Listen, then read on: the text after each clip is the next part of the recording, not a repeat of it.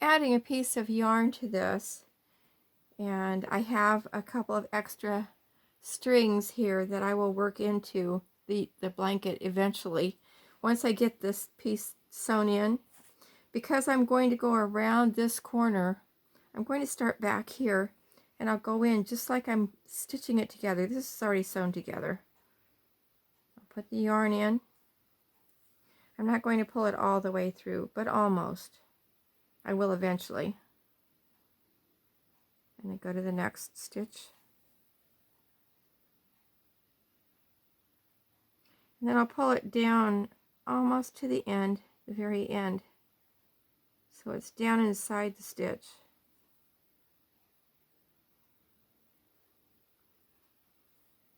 So this is kind of like back stitching if you do any sewing. It's kind of like back stitching.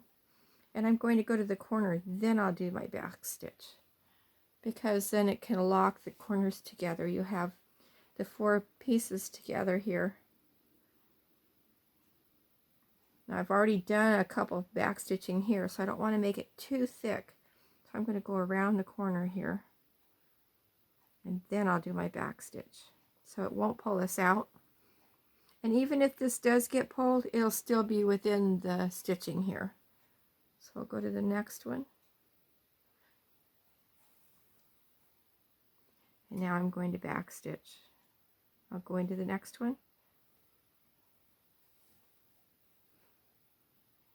Go back. I like to do a back stitch on the corner and in the middle.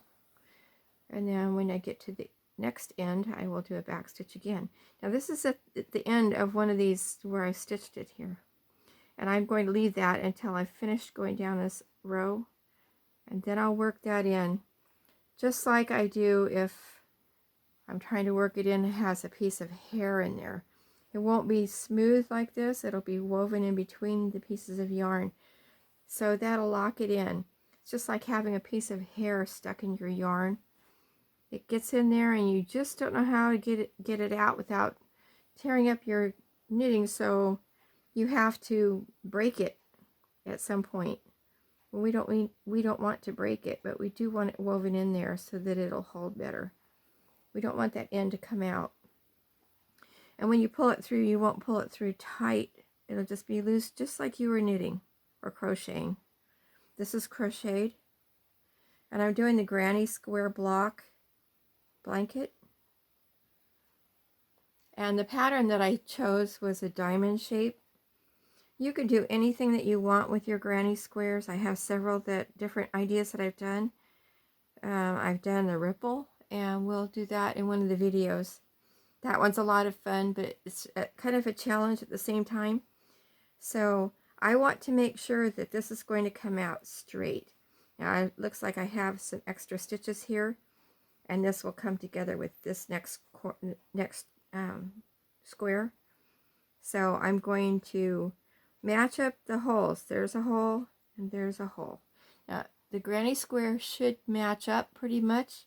If it doesn't match up exactly where you might have put an extra stitch in there, that's not a problem. I'll show you how to work that in.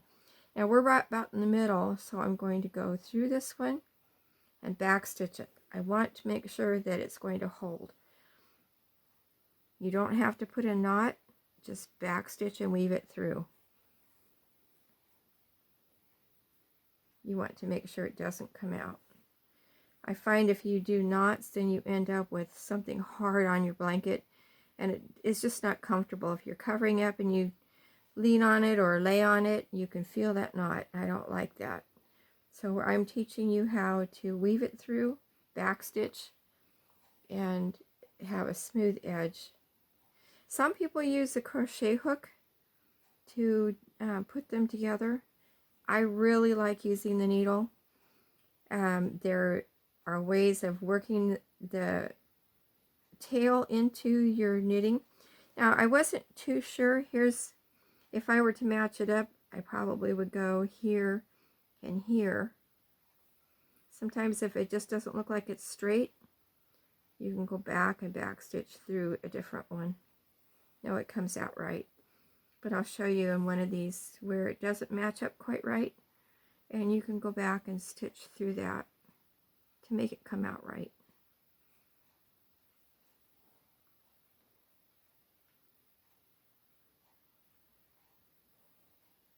It doesn't really matter what color I'm using to sew this together with. Because I have the oatmeal and I have the cream together, I have a little bit more of the oatmeal, so I'm using the oatmeal to sew it together with. Where it's cream and cream together, you'll want to use the cream and cream together. You won't be able to use the oatmeal or a darker color unless you're going to trim everything in that one particular color. I have done granny squares before where the squares are trimmed in black, so it kind of hides your stitches when you do that. Okay, now there's a hole here and a hole here. I'm going to try to match it together the best I can. Stretch it. Here's a hole here. Here's a hole here. Here's a hole here. Here's a hole here. So I'm going to try to pull those together and then stitch what it looks like matches up. On the corners, if I can see there's going to be a pull. Now there won't be a pull on this one, mainly because I'm going to go back around it again in a different color and trim it. But we're going to do a knot here, but it's not going to be a hard knot. So I'm going to loop it around, go through one of the pieces of yarn, and make a knot. I'll go back through here, so it'll be like a back stitch. I hope you can see this. Go into this next stitch. Sometimes it's hard to find the stitch. They kind of stretch out. So you try to make sure that you get it into a stitch that looks like it's been crocheted. I leave the tail on these because I'm going to use that to work these corners together.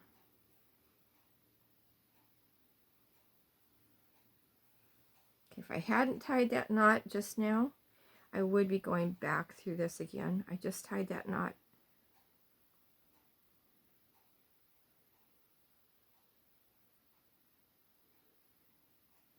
But I will do a back stitch here, so it pulls that corner together. So I will go back into this one.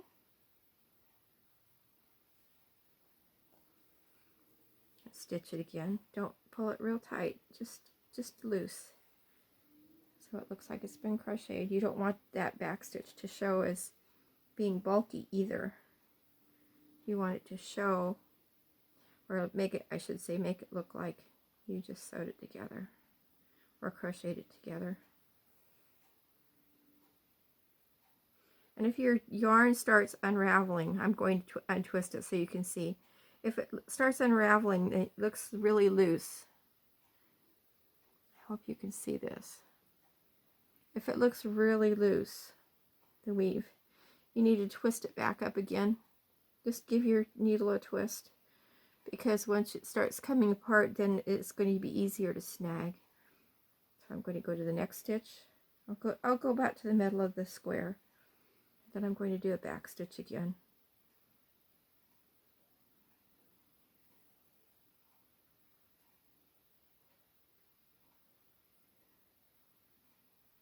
Sometimes sewing a project together becomes monotonous, but because I had some idea what I was going to do, how I was going to make the blanket, I've been putting it together as I went. I didn't have a memory card to do the video, so I've been waiting, and I'm getting too anxious to get this blanket finished, so we're going to go backwards. I'm going to go ahead and put it together, and then I will do some videos on how I put it together. I have some still shots of the blanket as I put it together, and then I'll do the videos of how I created the squares and laid them out. Okay, I'm going to go a little bit faster here.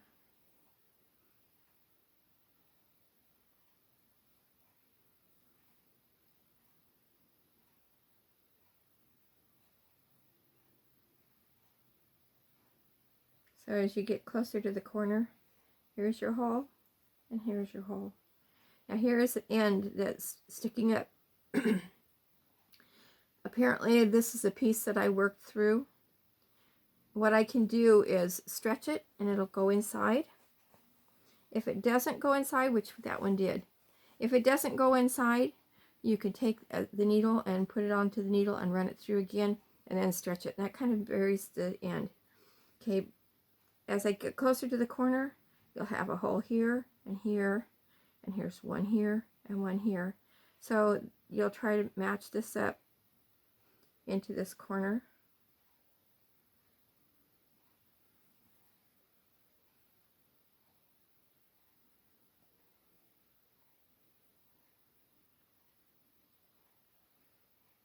The corner ones seem to stretch a little bit, so I'm going to go around here and come back through into this other corner. You'll have to make sure that you've gone through another loop here, or it will come back out, and it might still come back out. Let's see. Let's see how I do.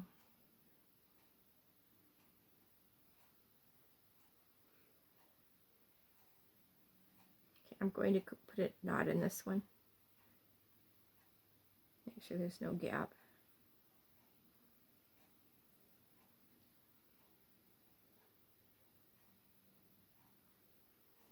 Okay, and then I'll work through this next piece.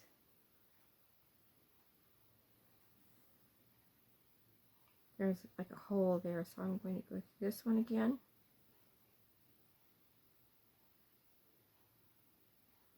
I can get between the yarn. You don't want to split it if you can help it while you're stitching it together. It looks much nicer if you don't.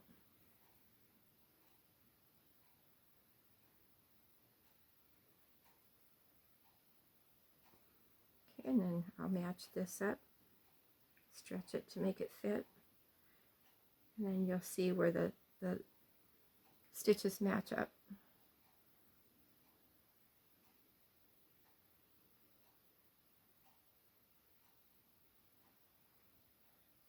I just put a knot in there, so it's not so important to backstitch, but it puts a gap in there if you don't pull it together good on the corner.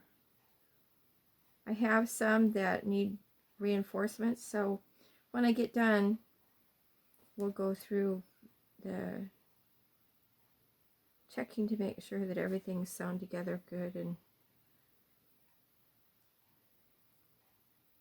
it doesn't get pulled and pulled apart.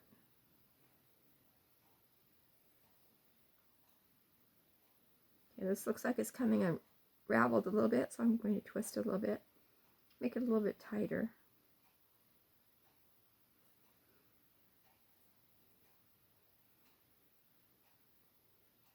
I'm going to run out of yarn before I get to the end, but hopefully I'll be able to backstitch in the middle.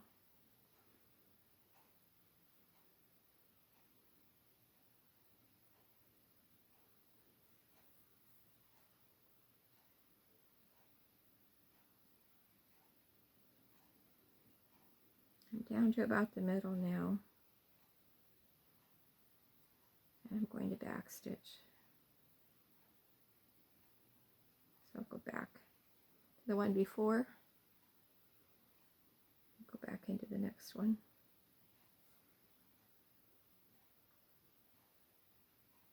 This is really getting short. I'll do a couple more since I want to make sure this backstitch stays there.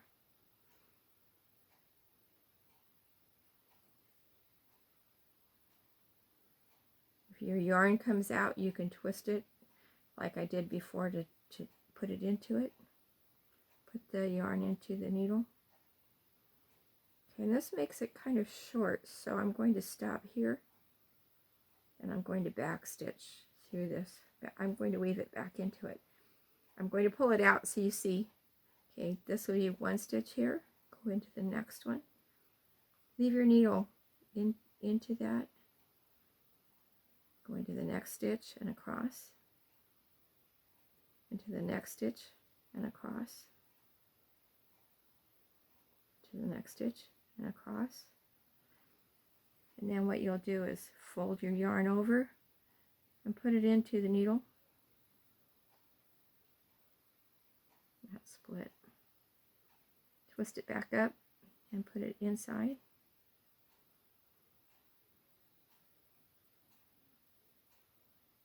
Okay, and then try to make sure that you have it close to the edge and push your needle through. Hold on to this end here so it doesn't pull. You don't want it to pull in your yarns. Hold on to it, then pull it straight through. If the end had been sticking up, you would just stretch it and then the yarn will go inside. Hopefully the next video will be a little bit closer so you can see better. Thanks for watching. Bye-bye.